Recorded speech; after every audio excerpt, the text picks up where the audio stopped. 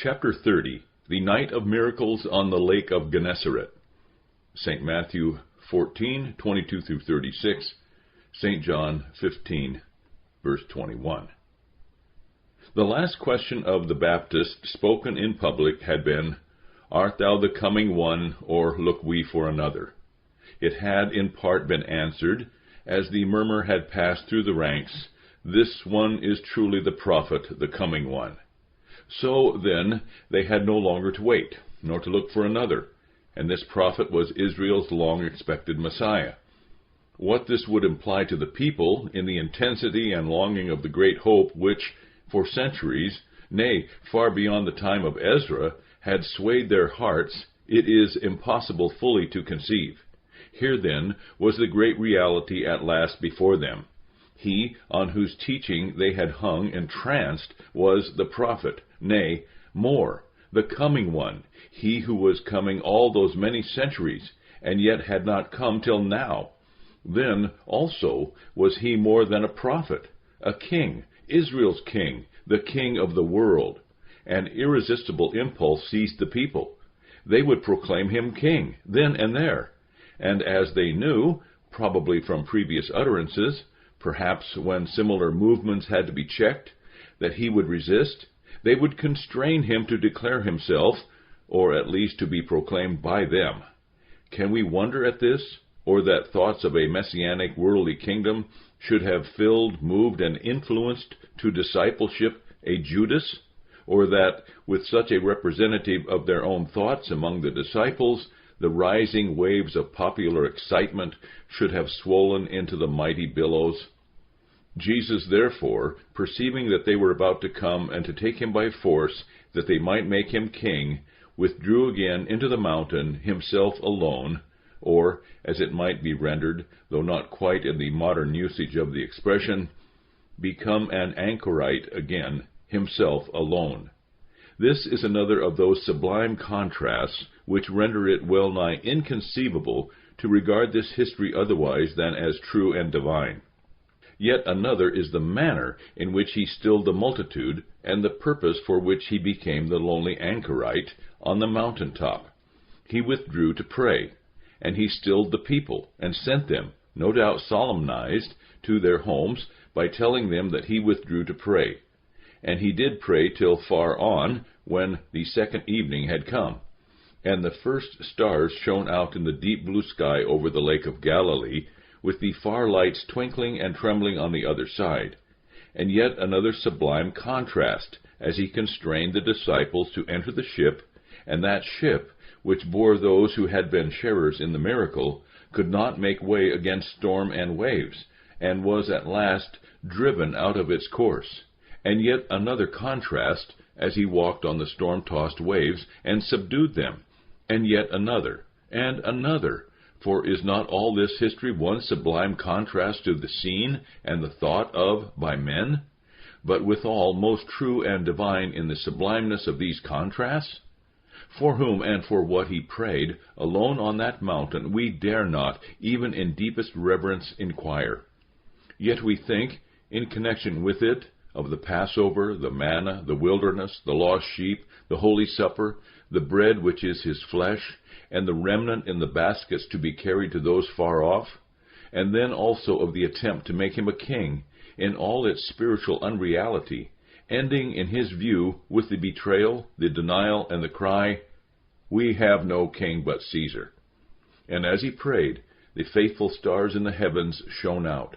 But there on the lake, where the bark which bore his disciples made for the other shore, a great wind, contrary to them, was rising. And still he was alone on the land, but looking out into the evening after them, as the ship was in the midst of the sea, and they toiling and distressed in rowing, thus far, to the utmost verge of their need, but not farther. The lake is altogether about 40 furlongs or stadia, about 6 miles wide, and they had as yet reached little more than half the distance, 25 or 30 furlongs.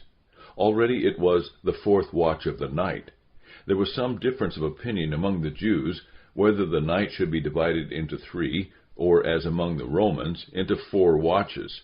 The latter, which would count the night at 12 instead of 9 hours, was adopted by many. In any case, it would be what might be termed the morning watch, when the well-known form seemed to be passing them walking upon the sea. There can at least be no question that such was the impression, not only of one or another, but that all saw him. Nor yet can there be here question of any natural explanation. Once more, the truth of the event must be either absolutely admitted or absolutely rejected. The difficulties of the latter hypothesis, which truly cuts the knot, would be very formidable. Not only would the origination of this narrative, as given by two of the synoptists and by St. John, be utterly unaccountable, neither meeting Jewish expectancy, nor yet supposed Old Testament precedent, but, if legend it be, it seems purposeless and irrational. Moreover, there is this noticeable about it, as about so many of the records of the miraculous in the New Testament, that the writers by no means disguise from themselves or their readers the obvious difficulties involved. In the present instance, they tell us that they regarded his form moving on the water as a spirit, and cried out for fear, and again that the impression produced by the whole scene, even on them that had witnessed the miracle of the previous evening, was one of overwhelming astonishment. This walking on the water, then, was even to them within the domain of the truly miraculous, and it affected their minds equally, perhaps even more than ours, from the fact that, in their view, so much, which to us seems miraculous, lay within the sphere of what might be expected in the course of such a history. On the other hand, this miracle stands not isolated, but forms one of a series of similar manifestations. It is closely connected both with what had passed on the previous evening and what was to follow. It is told with a minuteness of detail, and with such marked absence of any attempt at gloss, adornment, apology, or self-glorification, as to give the narrative, considered simply as such, the stamp of truth, while, lastly, it contains much that lifts the story from the merely miraculous into the domain of the sublime and deeply spiritual.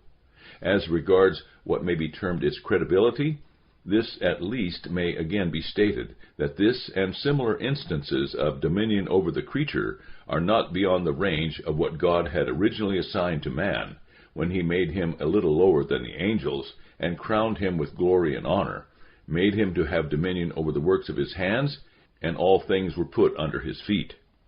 Indeed, this dominion over the sea seems to exhibit the divinely human, rather than the humanly divine aspect of his person.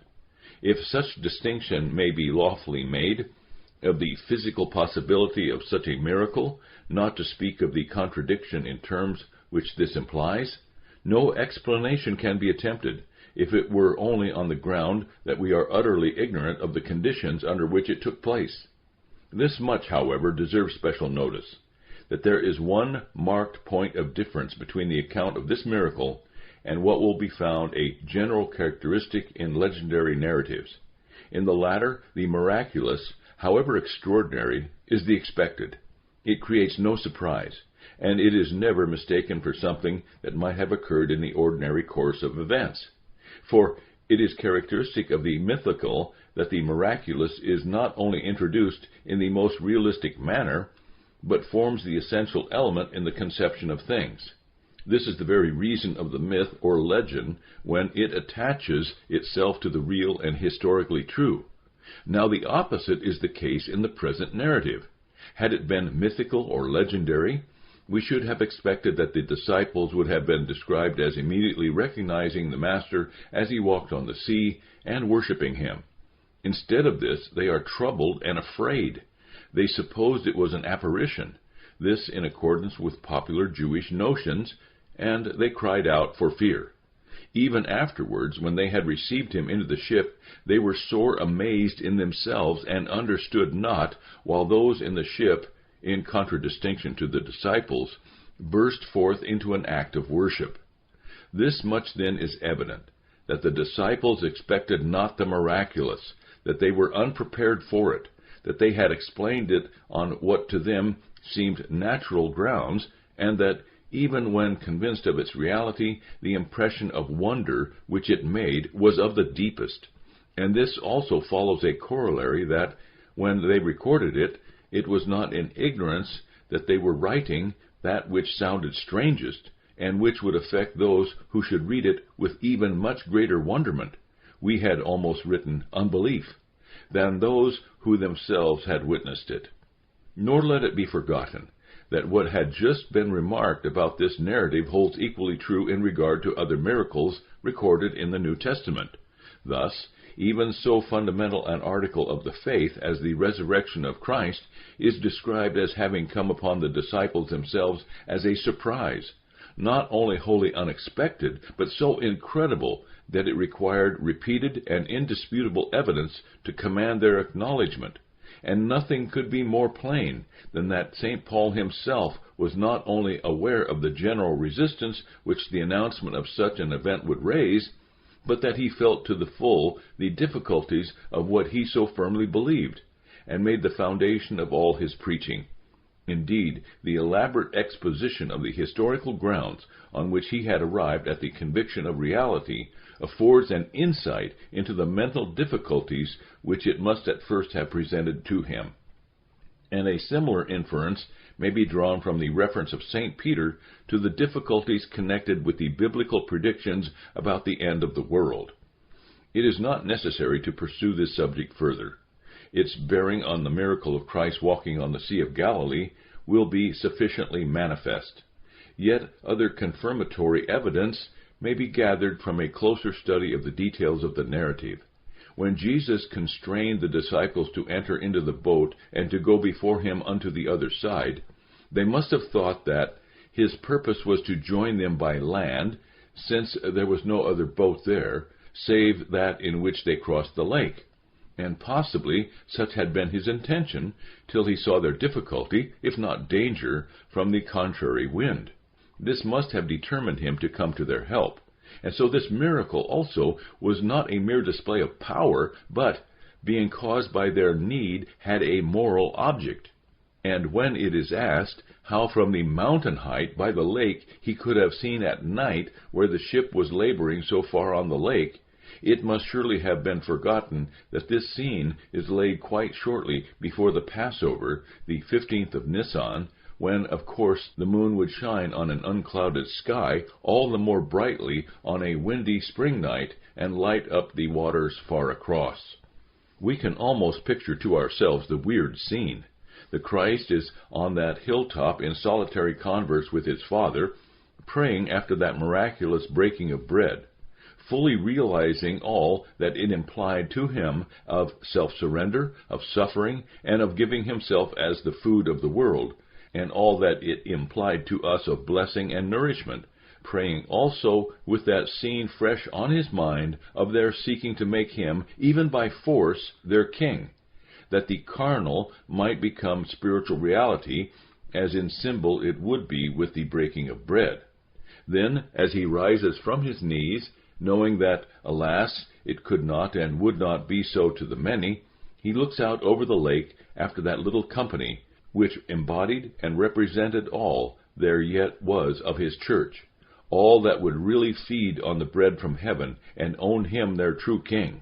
Without presumption, we may venture to say that there must have been indescribable sorrow and longing in his heart as his gaze was bent across the track which the little boat would follow. As we view it, it seems all symbolical. The night, the moonlight, the little boat, the contrary wind, and then also the lonely Savior after prayer looking across to where the boatmen vainly labor to gain the other shore. As in the clear moonlight, just that piece of water stands out, almost like burnished silver, with all else in shadows around. The sailless mast is now rocking to and fro without moving forward. They are in difficulty, in danger, and the Savior cannot pursue his journey on foot by land. He must come to their help, though it be across the water. It is needful, and therefore it shall be upon the water. And so the storm and unsuccessful toil shall not prevent their reaching the shore, but shall also be to them for teaching concerning him and his great power, and concerning his great deliverance, such teaching as, in another aspect of it, had been given them in symbol in the miraculous supply of food with all that it implied, and not to them only, but to us also, of precious comfort and assurance, and as will forever keep the church from being overwhelmed by fear in the stormy night on the lake of Galilee, when the labor of our oars cannot make way for us. And they also, who were in the boat, must have been agitated by peculiar feelings. Against their will they had been constrained by the Lord to embark and quit the scene, just as the multitude, under the influence of the great miracle, were surrounding their Master with violent insistence to proclaim him the Messianic King of Israel. Not only a Judas Iscariot, but all of them must have been under the strangest excitement, first of the great miracle, and then of the popular movement. It was the crisis in the history of the Messiah and of his kingdom. Can we wonder that, when the Lord in very mercy bade them quit a scene which could only have misled them, they were reluctant, nay, that it almost needed violence of his part? And yet, the more we consider it, was it not most truly needful for them that they should leave? But, on the other hand, in this respect also, does there seem a need be for his walking upon the sea, that they might learn not only his almighty power, and, symbolically, that he ruled the rising waves, but that, in their disappointment at his not being a king, they might learn that he was a king, only in a far higher, truer sense than the excited multitude would have proclaimed him. Thus we can imagine the feelings with which they had pushed the boat from the shore, and then eagerly looked back to descry what passed there. But soon the shadows of night were enwrapping all objects at a distance, and only the bright moon overhead shone on the track behind and before. And now the breeze from the other side of the lake, of which they may have been unaware when they embarked on the eastern shore, had freshened into violent contrary wind. All energies must have been engaged to keep the boat's head towards the shore. Even so, it seemed as if they could make no progress, when all at once, in the track that lay behind them, a figure appeared. As it passed onwards over the water, seemingly unborne by the waves as they rose, not disappearing as they fell, but carried on as they rolled, the silvery moon laid upon the trembling waters the shadows of that form as it moved long and dark on their track. St. John uses an expression which shows us in the pale light those in the boat intently, fixedly, fearfully gazing at the apparition as it neared still closer and closer. We must remember their previous excitement, as also the presence, and no doubt the superstitious suggestions of the boatman, when we think how they cried out for fear and deemed it an apparition. And he would have passed by them, as he so often does in our case, bringing them, indeed, deliverance, pointing and smoothing their way, but not giving them his known presence, if they had not cried out. But their fear, which made them almost hesitate to receive him into the boat, even though the outcome of error and superstition, brought his ready sympathy and comfort, in language which has so often, and in all ages, converted foolish fears of misapprehension into gladsome, thankful assurance, "It is I, be not afraid." And they were no longer afraid, though truly his walking upon the waters might seem more awesome than any apparition. The storm in their hearts, like that on the lake, was commanded by his presence.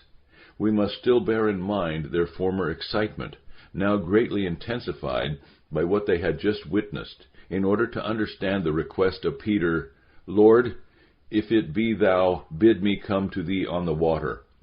They are the words of a man whom the excitement of the moment has carried beyond all reflection. And yet this combination of doubt, "if thou wilt be," with presumption, "bid me come on the water," is peculiarly characteristic of Peter. He is the apostle of hope, and hope is a combination of doubt and presumption, but also their transformation. With reverence be it said, Christ could not have left the request ungranted, even though it was the outcome of yet unreconciled and untransformed doubt and presumption. He would not have done so, or doubt would have remained doubt untransformed.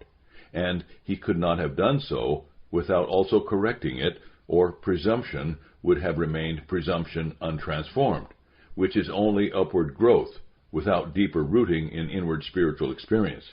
And so he bade him come upon the water, to transform his doubt, but left him unassured from without to his own feelings as he saw the wind, to transform his presumption, while by stretching out his hand to save him from sinking, and by the words of correction which he spake, he did actually so point to their transformation in that hope of which St. Peter is the special representative and the preacher in the church.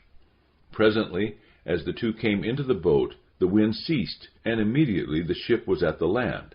But they that were in the boat, apparently in contradistinction to the disciples, though the latter must have stood around in sympathetic reverence, worshipped him, saying, Of a truth thou art the Son of God. The first full public confession, this of the fact, and made not by the disciples, but by others. With the disciples it would have meant something far deeper, but as from the lips of these men it seems like the echo of what had passed between them on that memorable passage across the lake. They also must have mingled in the conversation as the boat had pushed off from the shore on the previous evening, when they spake of the miracle of the feeding, and then of the popular attempt to proclaim him Messianic King, of which they knew not yet the final issue, since they had been constrained to get into the boat, while the Master remained behind. They would speak of all that he was and had done, and how the very devils had proclaimed him to be the Son of God on that other shore, close by where the miracle of feeding had taken place. Perhaps, having been somewhat driven out of their course, they may have passed close to the very spot, and, as they pointed to it, recalled the incident, and this designation of Son of God, with the worship which followed, would come much more readily, because with much more superficial meaning, to the boatmen than to the disciples. But in them also the thought was striking deep root, and presently, by the Mount of Transfiguration, would it be spoken in the name of all by Peter, not as demon, nor as man-taught, but as taught of Christ Father who is in heaven. Yet another question suggests itself.